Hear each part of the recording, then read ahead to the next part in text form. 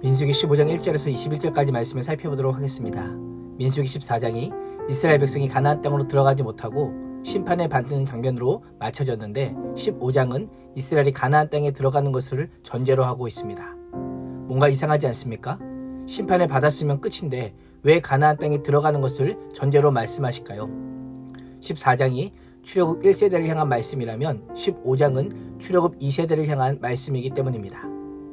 그래서 2절 말씀을 보면 하나님께서 너희는 내가 주어 살게 할 땅으로 들어가서 라고 말씀하며 이스라엘에 계속되는 반역에도 불구하고 이스라엘과 맺은 언약을 신실하게 이행하시는 하나님을 보게 됩니다.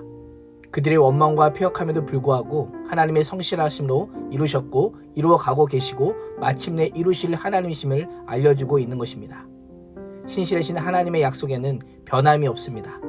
원망과 불평으로 인해 심판의 메시지를 들은 이스라엘 백성들의 분위기는 어떠했을까요? 가나안 땅을 정탐하고 돌아와서 그 땅을 악평했던 10명의 정탐꾼들이 여호와 앞에서 재앙을 받아 죽임을 당하는 것까지 목격했던 이스라엘은 엄청난 두려움 가운데 있었을 것입니다.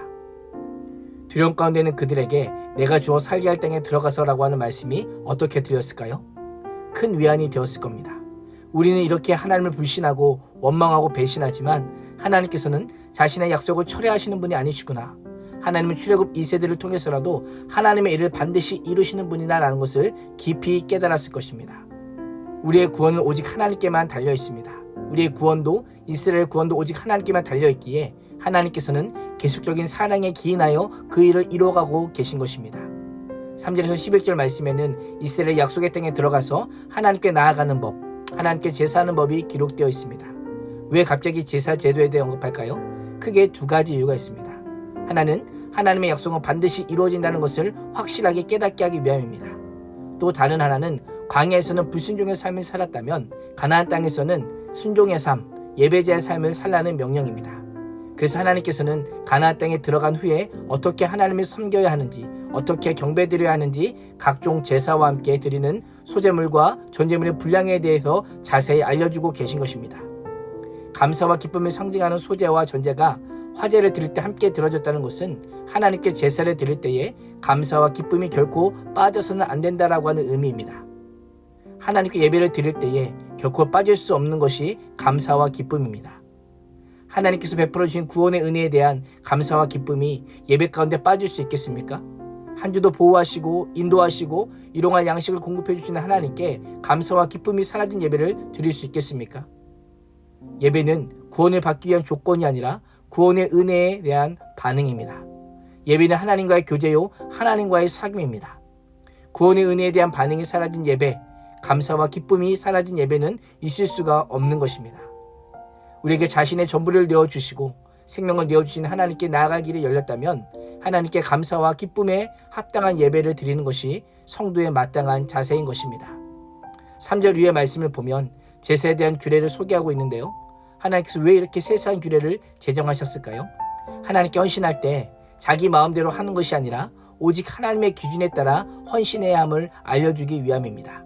13절에서 16절은 이러한 제사 제도를 이스라엘 본토 사람과 이스라엘에 거주하는 타국인, 방문한 사람들까지 모두 지켜야 함을 알려줍니다. 이방인들이 제사에 참여할 수 있다는 것은 어떤 의미일까요? 신분에 있어서 차이는 있지만 여호와 하나님을 믿음으로 말미암아 이스라엘 공동체의 일원이요 하나님의 구원받은 백성이 되었다라고 하는 의미가 담겨져 있습니다. 구약시대에도 신약시대와 마찬가지로 누구든지 하나님께 죄를 고백하고 하나님을 믿는 자는 죄사함을 받을 뿐 아니라 하나님의 자녀가 되었습니다. 17절에서 20절은 가나안 땅에 들어가서 드려야 할 첫 소산인 거제에 대한 규례입니다. 이스라엘은 약속의 땅에서 처음 익은 곡식을 가루로 떡을 만들어야 했습니다. 이 처음이라고 하는 말은 말 그대로 처음이라는 것과 함께 전부라는 의미를 가지고 있습니다. 처음 익은 것을 하나님께 구별해 드린다는 것은 처음 것도 하나님의 것이요 앞으로 얻게 된 모든 곡식도 하나님의 것임을 인정하는 믿음의 행위인 것입니다.